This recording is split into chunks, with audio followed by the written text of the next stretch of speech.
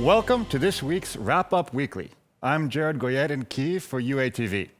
Coming up on this episode, results of the new Ramstein meeting, drone revolution in Ukraine and beyond, and NATO Secretary General vows to increase aid to Ukraine. Ukrainian Defense Minister Denis Shmyhal had a conversation with NATO Secretary General Mark Rutte after the meeting in Ramstein. According to the Ukrainian side, they summed up the talks and coordinated next steps.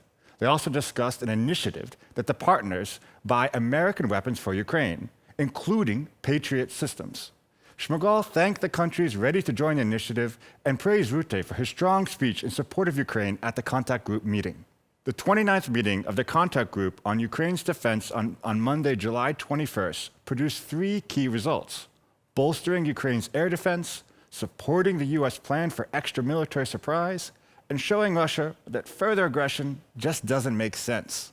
In addition, Canada pledged $15 million to repair and maintain Ukraine's Leopard 2 tanks. The Netherlands will also spend 200 million euros on interceptor drones and another 125 million on F-16 maintenance.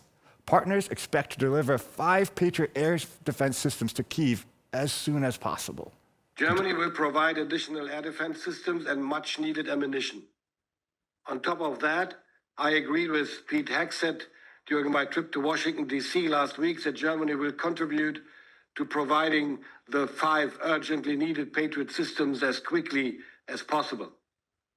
How we can achieve that is something we will coordinate closely and in a spirit of mutual trust among partners within the next few days. Pistorius also thanked Belgium, Denmark, Sweden, and Norway for joining the initiative. He announced that Germany will finance and deliver 220,000 rounds of Gepard anti-aircraft ammunition to Ukraine.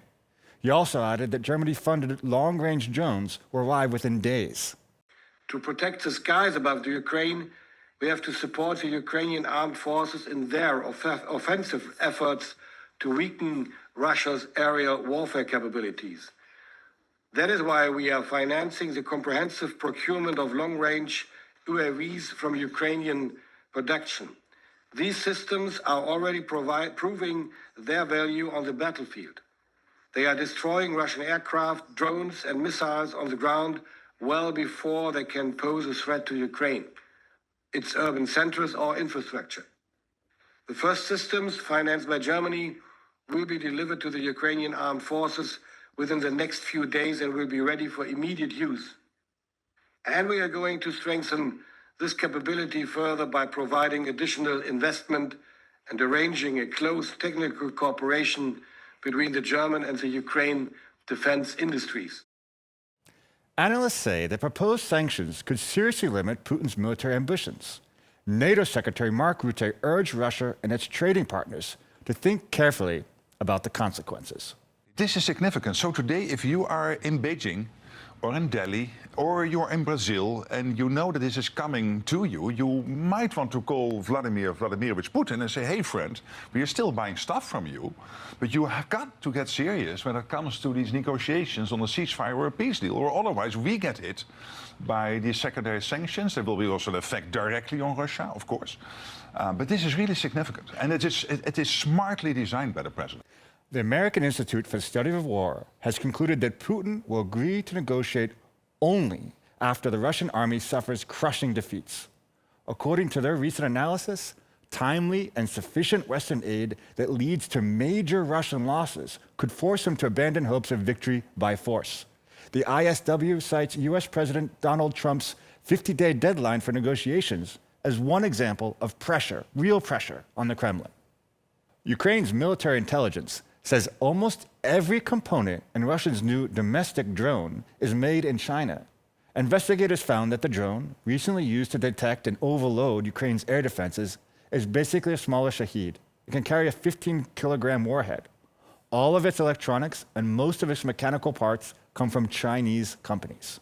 Russia seeks to destroy the current security and economic order. To do this, Moscow is increasing its presence in Africa, primarily using its proxy forces, the Wagner PMC and the African Corps, as well as supporting authoritarian regimes and terrorist organizations around the world. Moscow aims to impose on countries its own vision of the future world order, where the great states, primarily the Russian Federation, have complete power, a monopoly on all critical resources, and decide the fate of the world in a closed circle. Kirilo Budanov, head of the Defense Intelligence of Ukraine, in a comment for media.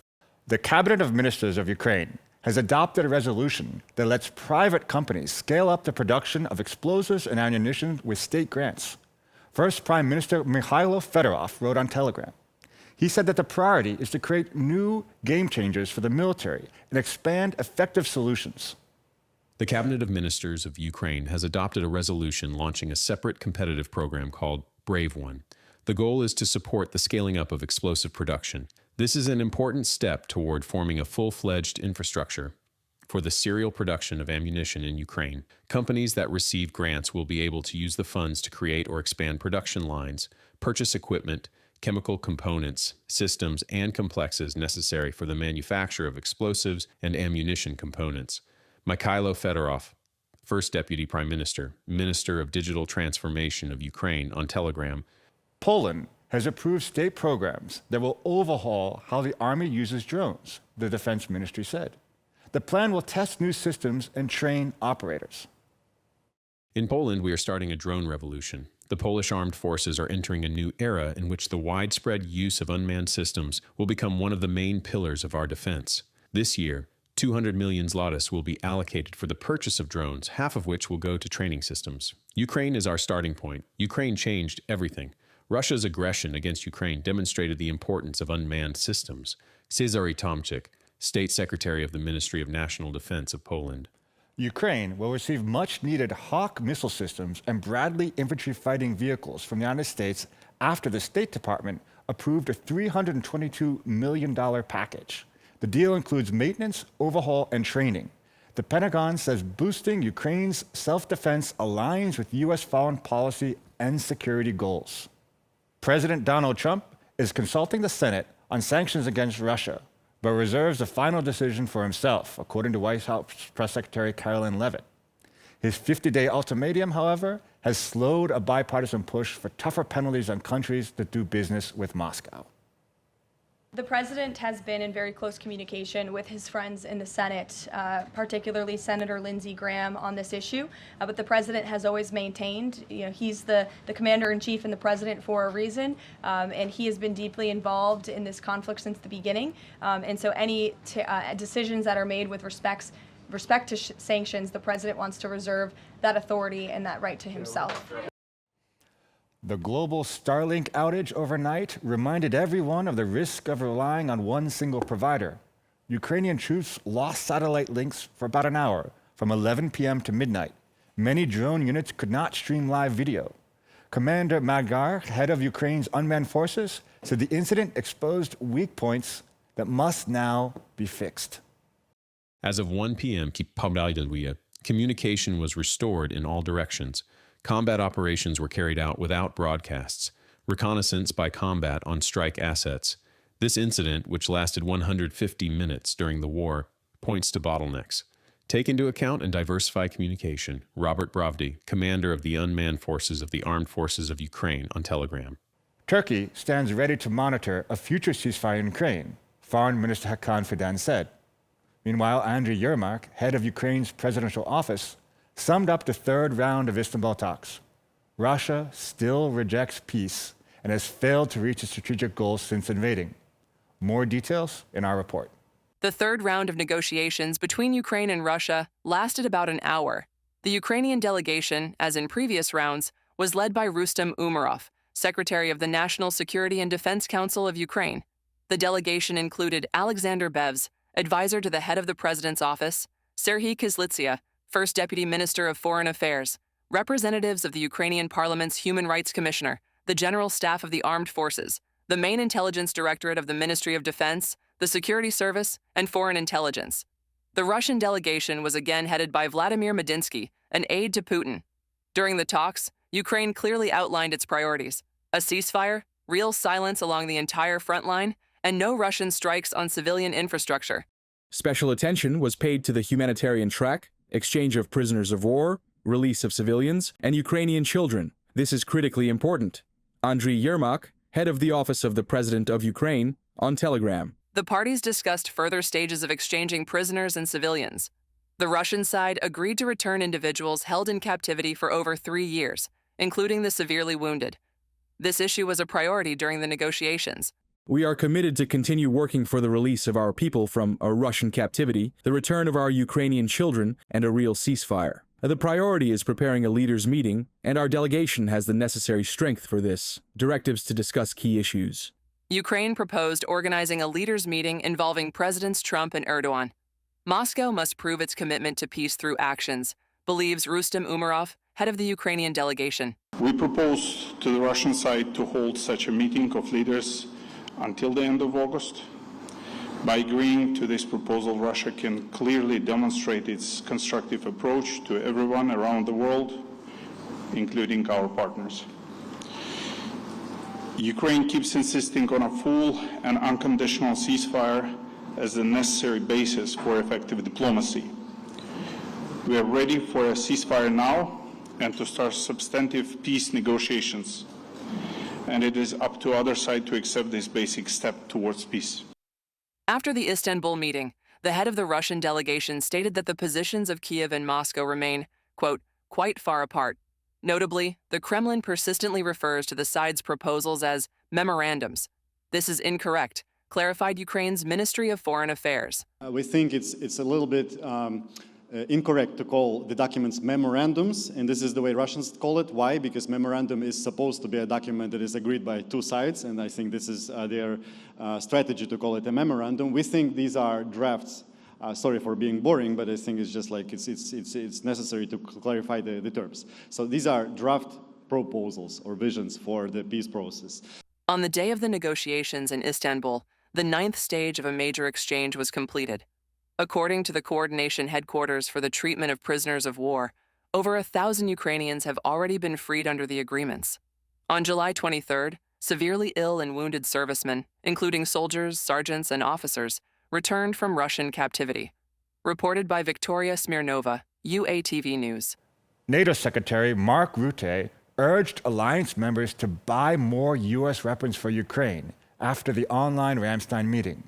He said this will help Ukraine grow arms production and raise defense spending, 3 of the goals set at the Hague summit. More in our report.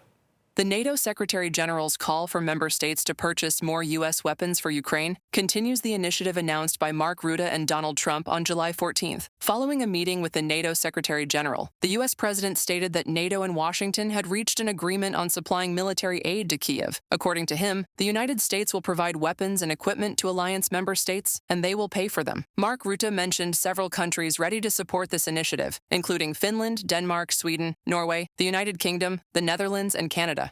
This new initiative is open-ended and has already seen numerous allies express interest in contributing. This initiative and others bring together the 3 key decisions made by leaders at the NATO summit in The Hague just a few weeks ago: increasing defense investment, ramping up defense production, and supporting Ukraine. The aim of all allied security assistance to Ukraine is to bring the conflict to a just and lasting end as quickly as possible, from a report on the NATO website. At a meeting of the Ukraine Defense Contact Group, German Defense Minister Boris Pistorius announced that Berlin and Washington are discussing the supply of 5 Patriot air defense systems to Ukraine. The U.S. commitment to provide Patriot systems to Germany and the European Union was also confirmed by German Chancellor Friedrich Merz during a meeting with Norwegian Prime Minister Jonas Gahr Støre.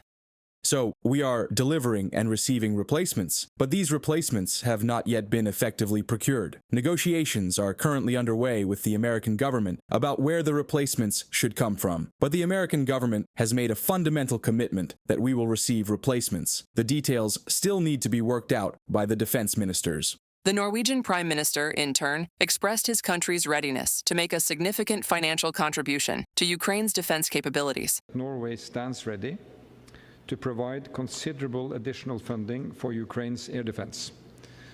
And we now plan to do that in a very straight cooperation with Germany, a very trusted partner on this. in something which could be a split funding for something very concrete for Ukraine. The Netherlands is also prepared to make a significant contribution to strengthening Ukraine's air defense, according to the country's defense minister. Ukraine is holding back the aggressor on the front line, but if Russia manages to break through, it will pose a major threat to the rest of Europe and NATO, believes Ruben Breckelmans. Russia's campaign of air terror reaches new levels every day. Russia's goal is simple: to bring resilient Ukrainians to their knees. We cannot allow this. Therefore, we intend to make a significant contribution to strengthening Ukraine's air defense. Much has already been done, but much more is needed. Only by relentlessly and extensively supporting Ukraine and increasing pressure on Russia can we force it to sit at the negotiating table. Ruben Breckelmans, Minister of Defense of the Netherlands, on the Netherlands Ministry of Defense website.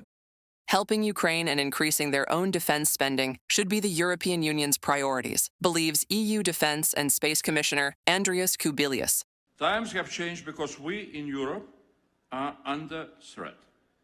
Putin is a clear and present danger. Russia is ramping up its war machine, is producing weapons around the clock.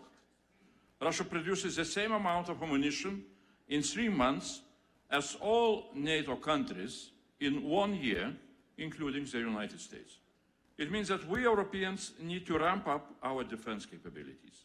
Europe and America must stand together. And I know we will, as real and equal partners. France is ready to establish joint production with Ukrainian defense companies, stated the French foreign minister during a visit to Kyiv. Jean-Noël Barrot recalled that representatives of 80 French defense industry companies recently held about 200 meetings with Ukrainian counterparts. This demonstrates the intention of Kyiv and Paris to accelerate cooperation and joint production of weapons and drones, noted the French foreign minister. Reported by Yulia Hranovska, UATV News. That's it for this episode. You can support this work by commenting, liking, and sharing. And if you have questions for me about what we do or life in Kyiv, just ask below. Slava Ukraini.